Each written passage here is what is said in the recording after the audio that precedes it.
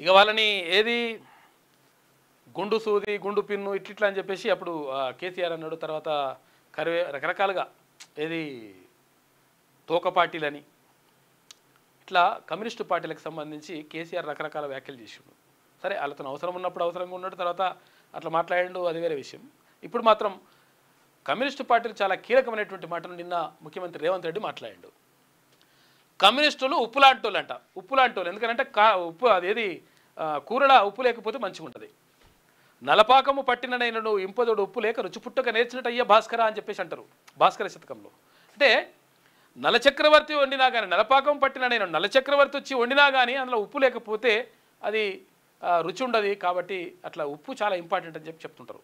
అట్లా ఏది రాజకీయ పార్టీలకు, తర్వాత ఇక్కడ ప్రభుత్వాలని మార్చడానికి, ప్రభుత్వాలని దిగ్గొట్టాలంటే, ప్రభుత్వాన్ని గద్దెనెక్కించడానికి వీళ్ళు ఉపయోగపడరో తెలియదు, కానీ ప్రభుత్వాన్ని దించడానికి మాత్రం ఈ కమ్యూనిస్టులు ఉపయోగపడతారని చెప్పేసి నిన్న ముఖ్యమంత్రి రేవంత్ రెడ్డి మాట్లాడాడు. కమ్యూనిస్టులు ఉప్పు లాంటి వాళ్ళు, ఉప్పు ఉంటేనే వంటకు రుచి వచ్చినట్లు ఎర్ర జెండా కనిపిస్తేనే సమస్యల పరిష్కారం అని చెప్పి సీఎం రేవంత్ రెడ్డి అంటుండు.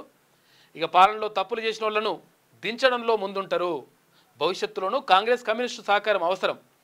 అయితే చదువు రానోళ్ళు కూడా సోషల్ మీడియా జర్నలిస్టులుగా చెలామని, జర్నలిజం ముసుగులో అరాచకాలు చేసేవారిని పక్కన పెట్టండి. సంపాదించిన ఆస్తులను కాపాడుకునేందుకే కొందరు పత్రికలను వాడుకుంటున్నారని చెప్పేసి ఫైర్ అయ్యిండు నిన్న ముఖ్యమంత్రి రేవంత్ రెడ్డి. నిజంగా అంటే ఇట్లా అర్హత లేని వాళ్ళను, అంటే నిజంగా కనీసం దాని మీద అవగాహన లేని వాళ్ళు కూడా కార్డు పట్టుకొని తిరుగుతూ ఉన్నారంట. అటువంటి వాళ్ళని పక్క పెట్టని చెప్పేసి అంటున్నాడు ముఖ్యమంత్రి.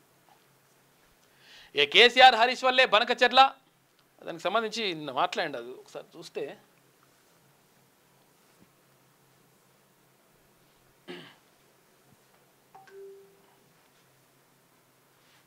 పైన ఉందా?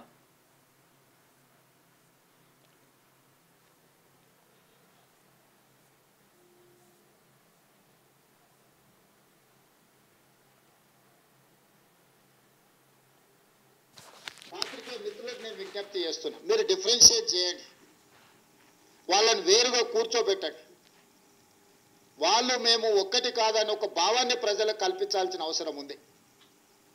ఈరోజు media, social media, digital media, ఎవడు పడితే వాడికి మొత్తం పెన్ను పేపర్ ఇస్తే వాళ్ళు మొత్తం రాయలేడు, ఏబిసిడీలు మొత్తం రాయలేడు. వాడు కూడా నేను జర్నలిస్ట్ అంటాడు.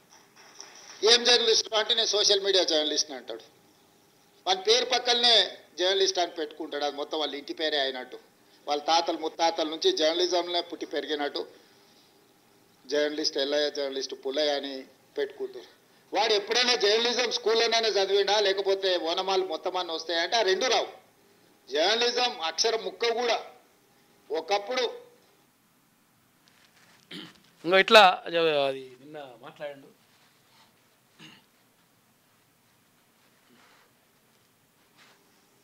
పత్రికా సమావేశాలకు కూడా ఎవరు పడితే వాడు లోపలికి వచ్చేసి మీకంటే ముందల కుర్చీలో కూర్చుంటాడు. ఇంతకుముందు నేను చూస్తాను, ఒక 15 సంవత్సరాల క్రితం నేను ప్రజాప్రతినిధిగా ఎన్నికైనప్పుడు పత్రికా సమావేశాలు పెడితే సీనియర్ రాగానే సీనియర్ జర్నలిస్ట్ ఏ పేపర్ అయినా ఉండదు, లేకపోతే ఏ టీవీ అన్నా ఉండదు. జూనియర్స్ ఎవరైనా ఉంటే సీనియర్స్ వస్తే ముందల సీట్లో కూర్చున్న వాళ్ళు కూడా లేచి వాళ్ళకి సీట్ ఇచ్చి వెనక్కి వెళ్ళి కూర్చున్న వాళ్ళు, ఒకవేళ సీట్ లేకపోతే పక్కకు నించొని నోట్ చేసుకునేది. ఒక బాధ్యత, ఒక గౌరవం, ఒక మర్యాద. వాళ్ళ యాజమాన్యాలు ఎవరున్నా జర్నలిస్టుని ఒక గౌరవించుకునే పరిస్థితి ఉండే. ఇప్పుడు ఆ పరిస్థితి పూర్తిగా దెబ్బతిన్నది. వాడు ఖాళీగా ఉంటాడు కాబట్టి 3 గంటల ముందే వచ్చి ముందల కుర్చీలో కూర్చుంటాడు, కాలు మీద కాలు వేసుకొని. వాడికి ఆ వచ్చిన సీనియర్ జర్నలిస్టు వాళ్ళ జీవితాన్ని మొత్తం జర్నలిజంలో కలిపినరు. వాళ్ళు సిన్సియర్గా ప్రజా సమస్యల్ని విశ్లేషించడానికి, పరిశోధనలు చేయడానికి, వాళ్ళ జీవితాన్ని, ఆరోగ్యాన్ని ఫనంగా పెట్టి, కుటుంబాలను కూడా ఫనంగా పెట్టి ప్రజల సమస్యలను తెలుసుకోవడానికి ఎక్కడెక్కడనో మారుమూల ప్రాంతాలకు వెళ్ళి రోజుల కొద్దీ ప్రజలలో మమేకమై ఆ సమస్యల్ని తెలుసుకొని వాళ్ళు రాసిందన్న సంగతి పాలకులు. మరి ఇన్ని చేసిందని మీకు పూర్తిగా అవగాహన ఉన్నది కదా. అవగాహన ఉన్నప్పుడు నిజమైన జర్నలిస్టులకు మరి ఇళ్ల స్థలాలు కానీ తర్వాత వాళ్ళకు సంబంధించి 100% మీరు చర్యలు తీసుకోవాల్సిన అవసరం ఉందా లేదా? వాళ్ళ జీవితాలు బాగుపడడానికి మీరు అంటే ప్రయత్నం చేయాల్సిన అవసరం ఉందా లేదా? ప్రభుత్వం నుంచి మీరు సహకారం అందించాల్సిన అవసరం ఉందా లేదా? 3 ఏళ్ళ ఇప్పుడు అక్రిడేషన్ లేదు, ఇంకా దాన్ని ఇంకా మళ్ళీ కథ ఇంకేం స్టార్ట్ చేయలే. ఇప్పుడు ఈ సంవత్సరంన్నర అవుతుంది ఇప్పుడు ప్రభుత్వం ఏర్పడిన తర్వాత, ఇప్పటి వరకు ఇంకేం లేదు. తర్వాత ఇంకేంది ఇప్పుడు ఆ ఇళ్ల స్థలాలు అన్నారు, అప్పుడు కేసీఆర్ పక్కకు పెట్టేసిండు, మీరు కూడా దాని గురించి పట్టించుకుంటలేరు. మరి నిజంగా నేను ఏమంటానంటే ఇప్పుడు సరే మీరు అన్నారు ఇప్పుడు కొంతమంది నిజంగా కూడా కార్డు పట్టుకొని తిరుగుతారు, అది వేరే విషయం. కానీ నిజమైనటువంటి జర్నలిస్టులకు ప్రభుత్వం ఏం చేస్తుంది, మరి మీరేం చేస్తున్నారు అనేటువంటి విషయంపై కూడా ఒక్కసారి ఆలోచించి నిర్ణయం తీసుకుంటే మంచిగా ఉంటుంది. సోషల్ మీడియాలో ఇట్లా అని చెప్పేసి అంటే మీరు ఏ ఉద్దేశంతో ఉన్నారో తెలియదు. కానీ నిజంగా కూడా ఒకవేళ సోషల్ మీడియా లేకపోతే మీకు ప్రధాన మీడియా ఎప్పుడు కూడా సపోర్ట్ చేయలే. అధికారంలోకి రావడానికి ప్రధానంగా పనిచేసింది సోషల్ మీడియా. అందుకనే కేటీ రామారావు ఇప్పుడు మొత్తం సోషల్ మీడియా మీద పడ్డాడు. ఎందుకంటే ఈ ప్రధాన మీడియా అంతా విడిచిపెట్టేసి పబ్లిక్ సోషల్ మీడియానే ఇప్పుడు ప్రధానంగా నడుస్తుంది కాబట్టి దాని మీద కేటీ రామారావు దృష్టి పెడతా ఉన్నాడు. మీరు సోషల్ మీడియాని అంటే మరి ఏ ఉద్దేశంతో తిరుగుతున్నారో ఏ ఉద్దేశంతో మీరు అట్లా అంటున్నారో తెలియదు. కానీ అదైతే మరి నడుస్తూ ఉంది. చేస్తున్న తప్పులను పట్టుకోవడానికి నిరంతరం శ్రమించి విశ్లేషించి మన ప్రాంతంలో జరిగిన విద్యుత్ ఉద్యమాల వెనుక ఇంత కఠోరమైన దీక్ష జర్నలిస్టులది ఉన్నది. సరళీకృత విధానాలు వచ్చినప్పుడు ఆ సరళీకృత విధానాలు దేశ సంపదను పెట్టుబడిదారులు ఏ విధంగా కొల్లగొడతారని ఆనాడు విశ్లేషించిన జర్నలిస్టులకు ఈరోజు వచ్చినోనికి వాళ్ళ గురించి ఓనమాలు కూడా తెలియని పరిస్థితి, వాళ్ళు వస్తే కనీసం కూర్చోమని చెప్పాల్సిన కనీస మర్యాద పాటించాలన్న ఇంగిత జ్ఞానం కూడా కోల్పోయిన వాళ్ళు ఈరోజు వచ్చి మేము పత్రికా సమావేశాలు పెట్టినప్పుడు ముందల వరుసలు కూర్చోవడం కూడా ధిక్కారంగా మన మీద లోకు అయినట్టు వాడేదో మన మీద పెత్తనాన్ని చెలాయించడానికి వచ్చినట్టు మన కళ్ళకు చూస్తుంటాడు. ఇంకా నువ్వు నమస్కారం పెడతలేవు, నన్ను చూసి తల ఉంచుకుంటలేవేందని. నాకైతే అప్పుడప్పుడు అనిపిస్తుంది దిగిపోయి పల్ల చెంపలు వలగొట్టాలని. కానీ పరిస్థితులు హోదా అడ్డం వస్తుంటాయి.